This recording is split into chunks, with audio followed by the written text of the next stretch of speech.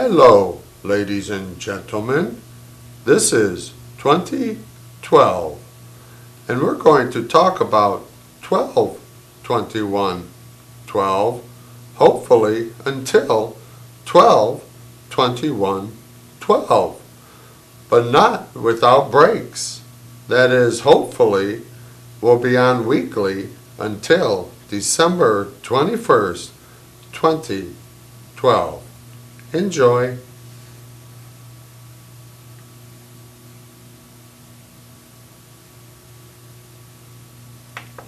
Your cable boxes and computers have microphones in them. Your cell phones, while hung up, are microphones. All cell phone activities are recorded. They can hear us whisper. Cameras everywhere, and soon your money will have RFID technology and will be traceable. They're putting 80 satellites in space and will track everyone going in and out of a building. Welcome to 2012, the production. The production that I jeopardized my life and social status to bring to you. I'm going to take the time to promote EternityJumper.com, a nothing to buy, nothing to sell, no ads, scripture explaining scripture study guide on the creation flood and day of the Lord, which I am committed to offer at no cost. That's EternityJumper.com. EternityJumper.com. All one word, all lowercasing. Check back with the site from time to time. More treasures will be added.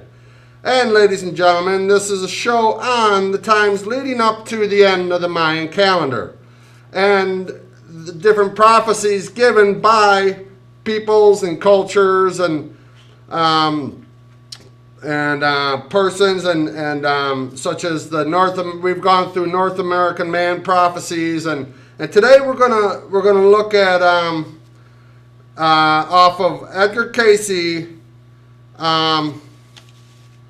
We're going to look at let's see, ladies and gentlemen, EdgarCayce.org, the Mayan Year of Destiny.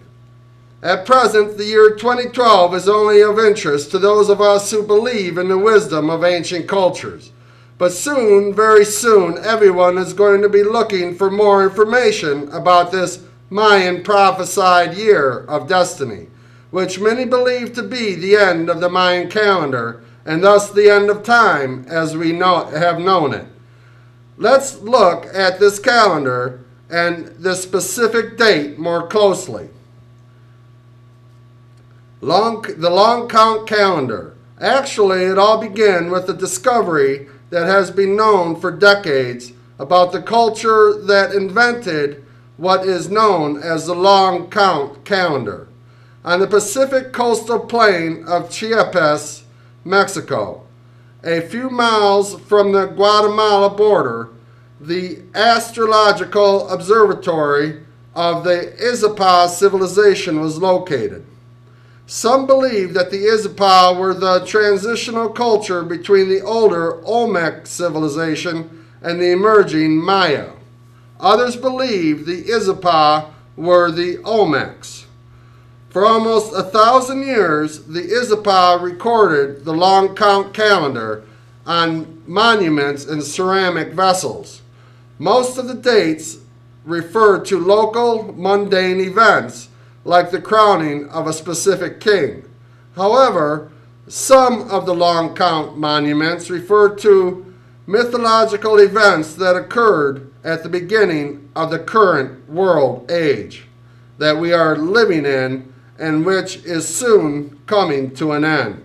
The Maya adopted the Izapa calendar, creation myths, and time cycles counting method. Time cycles.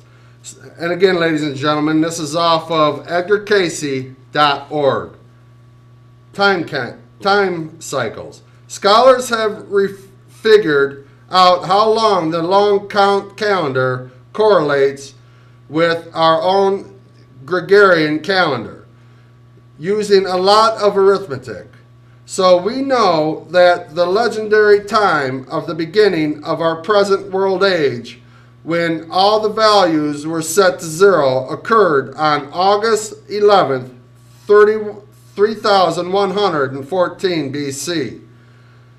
And using the complex system of Mayan backtons measurements of time, we can calculate when their calendar reaches a new 0 point.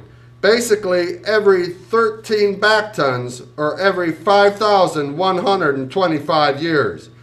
The long count resets to 0. The calculated time when our present world age ends and a new cycle of time commences. And we will continue on. Creation, fall, and resurrection. Several creation monuments describe events that occurred in 3114 BC. The text associated with these creation monuments reports that creation happened at the black hole, at the crossroads, and the image will appear in the sky. The renowned researcher and author Linda Scale from Friedel's, The renowned researcher and author Linda Scale in Friedel, Scale, and Parker's Maya Cosmos wrote, "I realized that every major image from the Maya cosmic symbolism was probably a map of the sky. The patterns in the Milky Way and the constellations were directly related to the Maya vision of creation. Her realization opened the door to understanding the Izapa Maya cosmology and prophecy." The Maya sky. In order to grasp the Maya message, we need to understand a little about how they saw the sky and how the events in the sky indicated times of death, rebirth, and the passage of time for souls living in this galaxy and in this solar system. Okay, ladies and gentlemen. The Milky Way is their major image, and those of you who aren't ladies and gentlemen, the Milky Way is their major image in the sky. As we know, we live in the outskirts of our galaxy, and the Milky Way is this dense cluster of stars. When looking toward the center of our galaxy, it appears as a long strip of stars in the sky above us. For the Maya, the rising, passing, and descending of the Milky Way in the sky marked major points in the cycle of time, as also parts of the Milky Way and other stars prominent in our sky have specific meaning in our lives and the history of humanity and the heavenly realms, the realms of the gods. To the Maya, the Milky Way's major features and the changes in its position and shape during the night reveal our origin, passage, and destiny. They are the tree of life, the celestial crocodile that gnaws at the tree of life, the cosmic canoe of the patter gods that follows after the crocodile, the lying down sky or black dream place, and 7 stars in the Big Dipper, representing the egocentric 7 macaw who attempted to take the place of the sun. Simplified, the heaven passage tells the story of the serpent in the Garden of Eden and the attempts of life. Excuse me, ladies and gentlemen. Simplified, the heaven passages tells the story of the initial fall of life's goodness at the sunset, followed by the rise of egoism and self-seeking, which brought the rise of dangerous lower urges that crawl on their bellies as the cursed serpent in the Garden of Eden and attack the attempts of life to resurrect, to rise anew, reborn. Fortunately, these dark influences are driven off by the higher ideals and the will to do good again. Eventually, life is reborn and rises on a new dawn.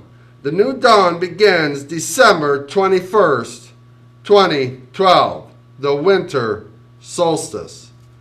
On August 11, 3114 BC, a new solar age began, and the Sun Lord was reborn from the out of the darkness that had overcome all life. The creation Lord deities are often portrayed attending to the rebirth of the world, including one called Bolin Yokte Ku, who is closely associated with war, conflict, and the underworld. Despite these associations, Bolin Yokte is a god that is often present during creation events. He is portrayed on the ceramic called Vessel of the Seven Lords, which contains the date 3114 BC, the beginning of our present 13 backton cycle, the one that ends in 2012. This age is called the age of movement or change, and there certainly has been much change during this period in the world and in individual lives. Of course, the date that interests us is the beginning of the next 13 backton cycle, which follows the age of movement. Ladies and gentlemen, those of you who aren't ladies and gentlemen, what follows the end of the age of movement? A recent translation of a text from Toragua, a classic Maya site north of Palenque, explicitly points to the date December 21st, 2012. Translated by Maya epigrapher David Stewart, the legible part of the text reads, "At the end of the 13 Bektons, on 4 Ahu 3 Kangtankin 13.0.0.0.0, something occurs when Balin Yekte descends. The verb glyph describing what happens is effaced, so it is replaced with the word something. But the creation Lord Balin Yekte is depicted. Since we know that Balin Yekte represents, since we know what Balin Yekte represents, we may assume that this means that 2012 was thought of by the Maya as a creation or recreation of the world, likely during a time of war, conflict, and dominance of the underworld and the lords of the underworld. Balin Yekte represents all of these qualities. As we can see, the end of the Mayan calendar and the age of movement is simply the end of an age, and important to us, it marks the beginning of the next cycle of rebirth, renewal, and resurrection to even higher levels of enlightenment and understanding. The sky signs. And again, ladies and gentlemen, this is from edgarcasey.org. The sky signs. There are no specific markings or statements about the year 2012 on the archaeological artifacts at Izapa, but there are numerous images at Izapa that portray a rare celestial alignment that appears in the skies in the years around 2012. This galactic alignment marks the rebirth of the December solstice and the rebirth of the Sun Lord over 7 Macaw's attempts to replace him. The Sun Lord rises through the dark rift in the Milky Way, located between Sagittarius and Scorpio. Scorpio is depicted near the base of the tree of life in Mayan illustrations. Souls on earth experience a change of galactic seasons, a celestial time cycle shift, with our sun moving into rebirth at the black hole at the celestial base of the tree of life, a location in the great Milky Way. December 21st, 2012 signals the end of this 5,125-year age of movement that we've been living in, and the commencement of a new Earth age. What follows the age of movement? Some say that 2012 marks the end of the world, but many more say that it is a new beginning. Nostradamus wrote that he sees to the year 3797. The biblical revelation sees a time when all evil will be banished from the world, and that period will last for 1,000 years. And though the Mayan and Aztec artifacts do not tell of the time beyond the age of movement, their ancestors carry a tale of 2 more ages to follow the age of movement. They are the age of the spirit of all living things, followed by the age of the return to oneness, indicating that there is much left to do and much soul growth to realize and make our own. Edgar Cayce's view. When asked what the new age means to humanity, Edgar Cayce replied. Now, Edgar Cayce was a reader in the early 1900s, and he gave over 14,000 readings. Half of them were on health issues that people brought to him, and he had an uncanny way of diagnosing people's health problems. Edgar Cayce's view. When asked what the New Age means to humanity, Edgar Cayce replied, "The full consciousness of the ability to communicate with the creative forces and be aware of the relationship to the creative forces and the uses of same in material environs. This awareness during the era or age in the age of Atlantis and Lemuria or Mu brought what? Destruction to man and his beginning on the needs of the journey up through that of selfishness."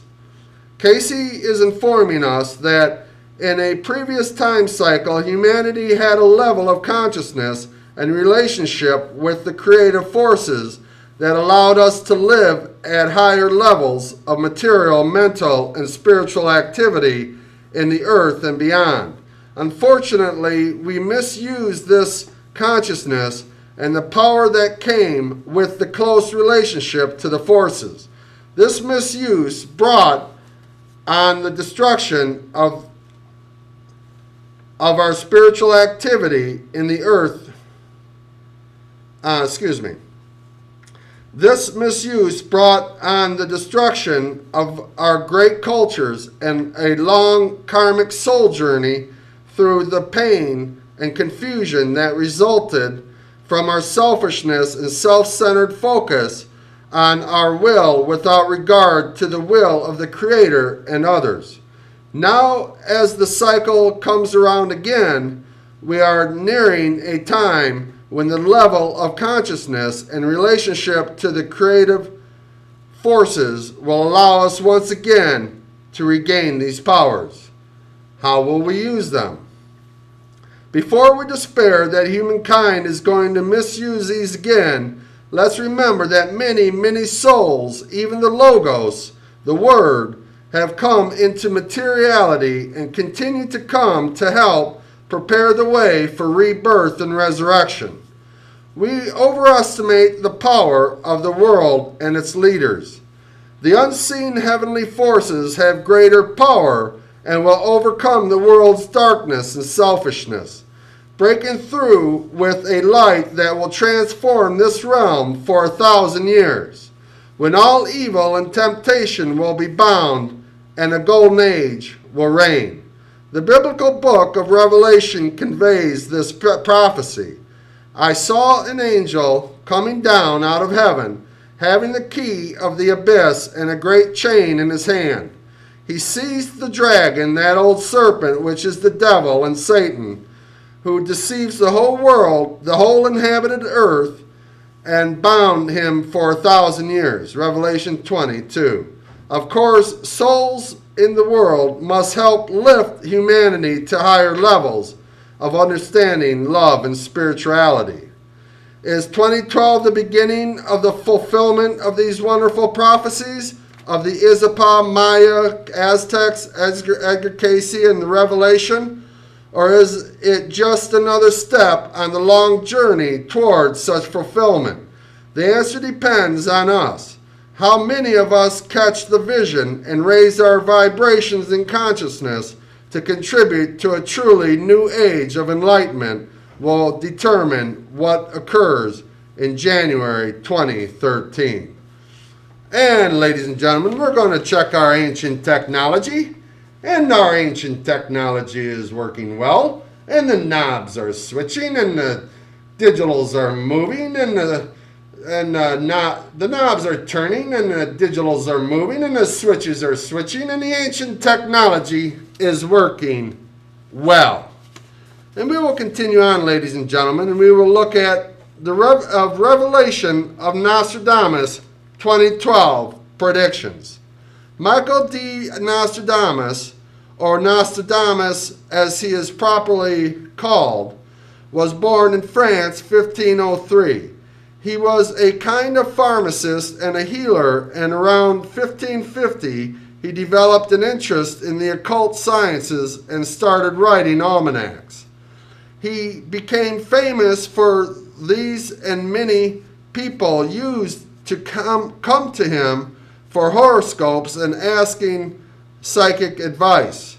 Later he started summarizing his prophecies and writing them in quatrains, which is a four lines poetic para in French. He compiled about 1,000 of these undated quatrains into a book called The Prophecies, for which he is very famous even today. Nostradamus wrote in a cryptic style, and his quatrains need interpretations.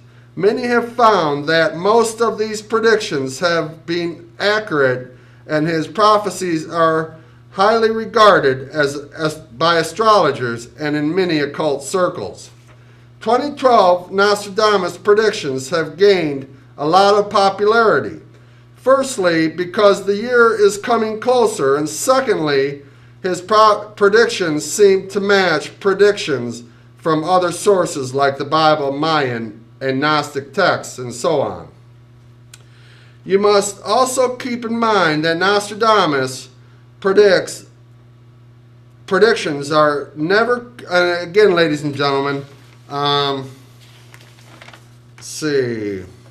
Okay, I'm not exactly sure who to credit this with, but okay, you must also keep in mind that Nostradamus predictions are never clear-cut, and he writes symbolically, and hence different people interpret these symbols in various ways.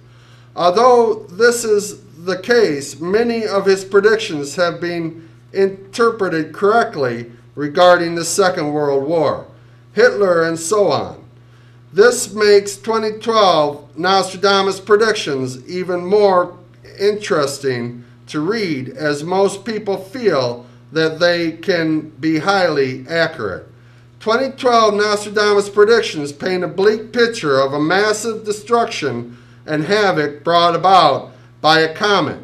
It is not clear whether this comet will strike the Earth or will pass very close to our planet, causing massive earthquakes and other cataclysmic occurrences.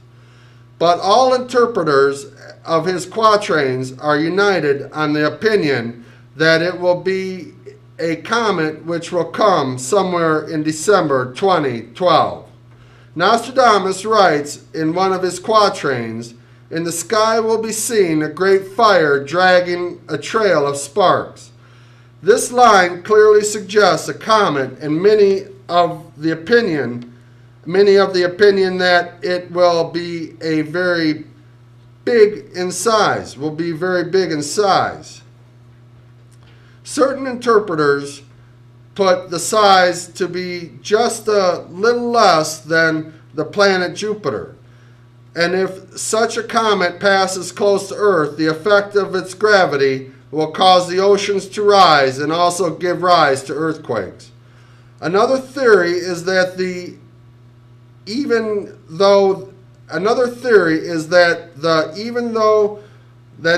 the comet will pass close to the Earth, it might cause an asteroid to shift course and impact the Earth. Such an impact will be the size of several atomic bombs and will cause massive destruction. Some predict that the superpowers of the world will send atomic missiles to break this asteroid in space, but still there will be a shower of hail and fire from its fragments. 2012 Nostradamus predictions also suggest that because of the massive destruction caused by the comet, there will be widespread anarchy, and certain nations can take advantage of and plunge the world into a third world war. One of the quatrains says, "King of terror shall come from the sky. He will bring the life of the king of moguls." This line has been interpreted that after the coming of the comet, China will gain prominence and might start attacking countries to gain supremacy. 2012 Nostradamus predictions also gives an indication of the fate of certain nations and how long the comet will be seen in the sky. He mentions the great star will blaze for 7 days, meaning the comet will be very near the Earth for 7 days and nights. Further, he says the huge dog will howl at night, and when the great pontiff will change lands. The great dog is taken to be the United Kingdom by the many interpreters, and the line suggests its destruction.